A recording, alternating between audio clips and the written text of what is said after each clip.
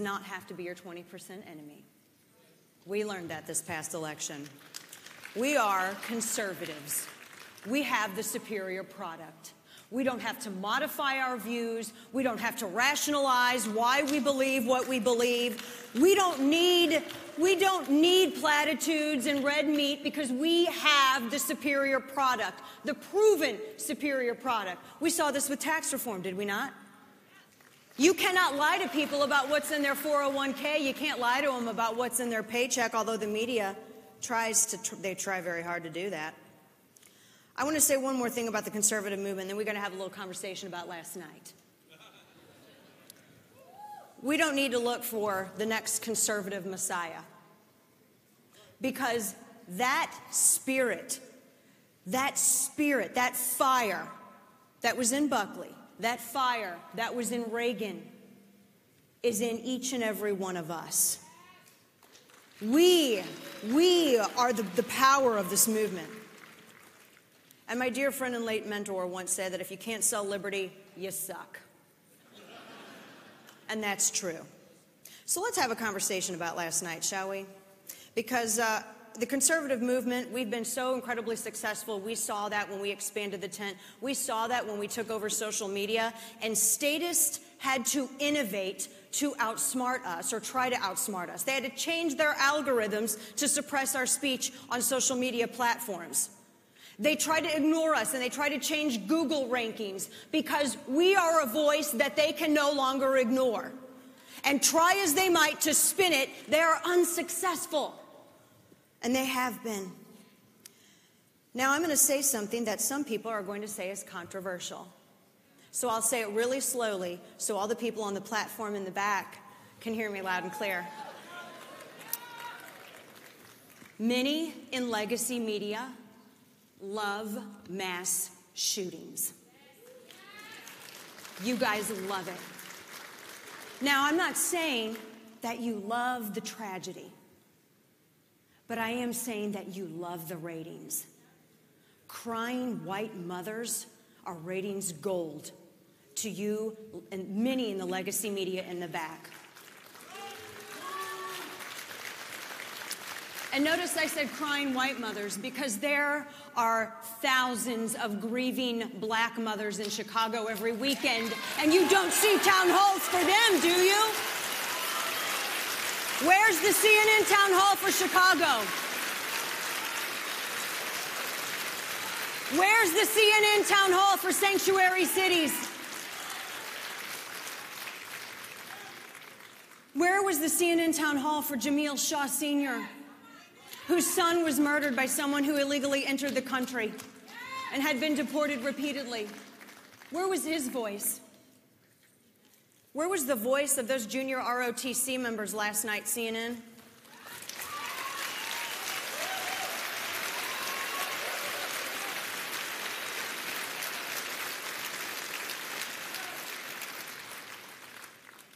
If it bleeds, it leads, doesn't it? And I don't mean to ignore you all here, but I'm really looking at a lot of the legacy media back there on the platform. And you can write whatever you want about me, and you can come find me in the hallways, and you can scream at me, and you can try to confront me.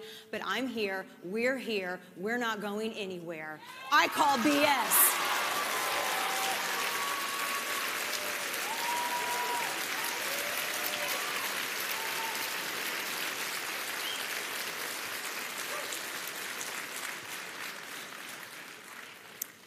If it bleeds, it leads, but it has to be the right people from the right communities at the right time. Let me just explain something to you all. I think it was insane that I was the hardest questioner on the Broward County Sheriff last night. How is that possible? Washington Navy Yard, Garland, Texas, Fort Hood, Charleston, Boston, San Bernardino, Orlando, Parkland. Do you know what all of these mass tragedy incidents involved? FBI dropped the ball. They dropped the ball. Now, I'm allergic to universal statements, just like I'm allergic to people who think Green Day is punk. But let me just be clear. In Charleston, this murderer was able to pass a background check, even though he was a prohibited possessor, because, as former FBI Director James Comey said, they made a mistake. It was a paperwork error. Sutherland Springs, this mass murderer was able to go and mow down a church because why? The Air Force did not report his conviction, the fact that he was mentally unstable, to the NICS system, which, by the way, the organization that I represent, 5 million plus members, average everyday Americans, moms and dads. They do the school run. They go to the grocery store. They're students. They're hunters. They're people like me who simply don't want to be assaulted in the parking lot if I go to the grocery store and get a gallon of milk at night. They are people like us, and we will not be gaslighted into thinking that we are responsible for a tragedy that we had nothing to do with. It is not our job to follow up on red flags. It is not our job to make sure that states are reporting to the background check system.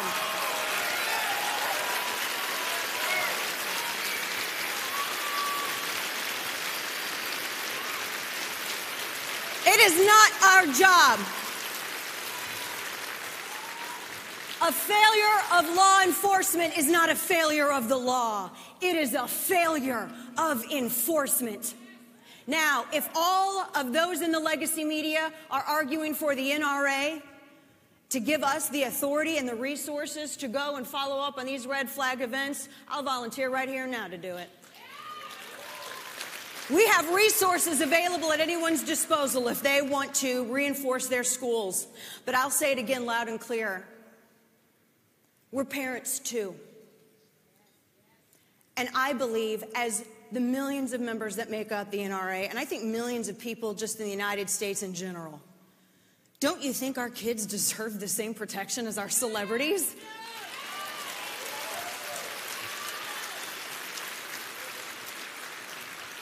Don't you all think that our kids deserve the same protection as our athletes, as our banks, as our businesses? But yet we leave them the most unprotected. My condemnation is for those at the FBI. I know there's some good agents there, but for those at the FBI who dropped the ball 8 separate times with catastrophic consequences. You know, James Comey, when he wasn't busy taking directions from Loretta Lynch as to what to call Hillary Clinton's investigation or writing his self-aggrandizing memoirs, you know, he said they made a mistake. Maybe if you politicized your agency less and did your job more, we wouldn't have these problems.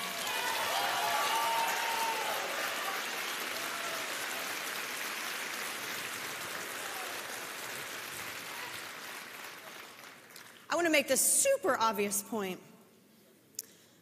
The government has proven that they cannot keep you safe. And yet, some people want all of us to disarm. You heard that town hall last night. They cheered the confiscation of firearms, and it was over 5,000 people. I had to have a security detail to get out. I wouldn't have been able to exit that if I did not have a private security detail. There were people rushing the stage and screaming, "Burn her." And I came there to talk solutions, and I still am going to continue that conversation on solutions, as the NRA has been doing for before I was alive. But the government can't keep you safe, and some people want us to give up our firearms and rely solely upon the protection of the same government that's already failed us numerous times to keep us safe. And then they also call Trump a tyrant, but then say that they want the president to also confiscate our firearms. Try to figure that one out. You know, after the Parkland tragedy, media was rushing to identify who this person was, and Politico ran a headline that said, "A white nationalist said he's one of us." Here's a message for people in the legacy media, many of you, not all, but a lot of you. Don't trust white nationalists. Don't use them as sources. Don't trust them. Senator Byrd's legacy lives on, I guess.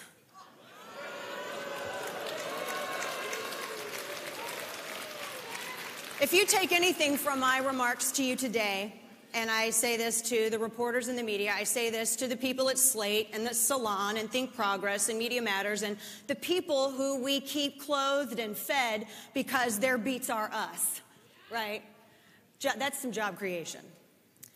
I want you to all ask yourselves, where are the stories about how only 38 states submit less than 80% of criminal convictions to the background check system? It's only as good as what's submitted to it. How many of you knew that?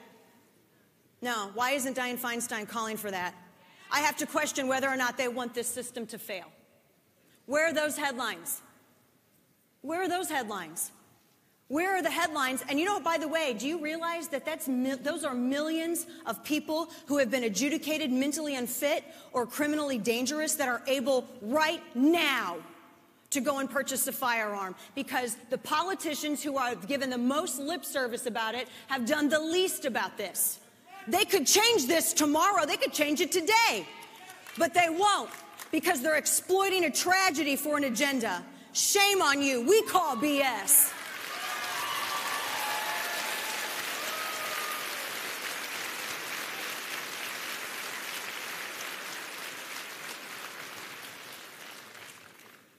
Where are the stories about how, here's a stat for you, from 1950 to July of 2016, 98.4% of mass shootings have taken place in gun-free zones. That's a fact. You guys are welcome to go. It's all online. I mean, there's this thing called Google.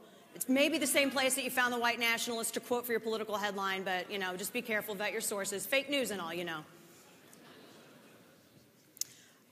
One of the things that you saw in this video before I came out, because a lot of people have been asking what I'm going to do next.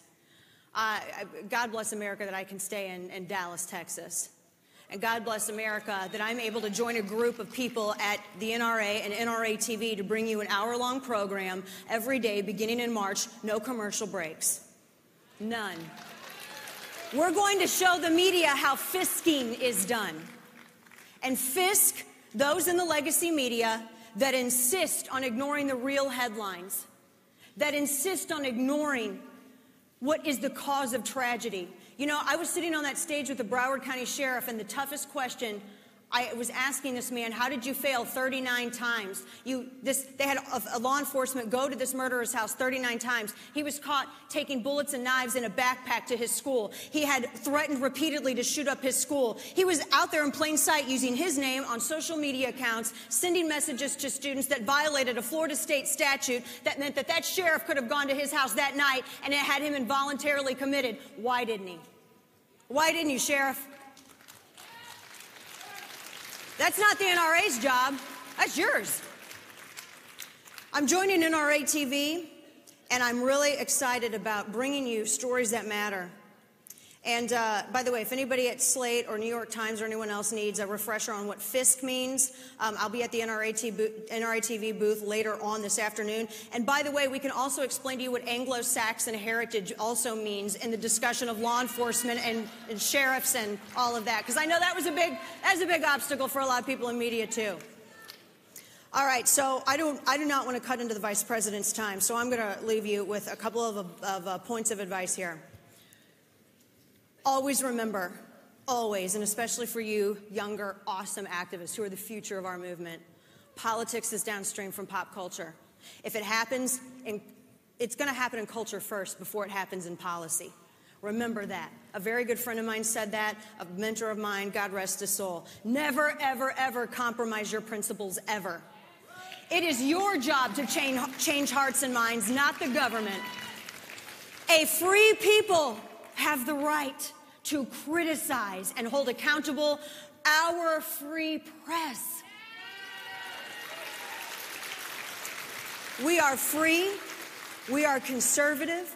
Our principles are proven. And to anybody out there who says that conservatism is dead, I declare here and now that we are just getting started, and it will be you who is left in the dustbin of history. God bless you all. God bless the Second Amendment. Have a great week.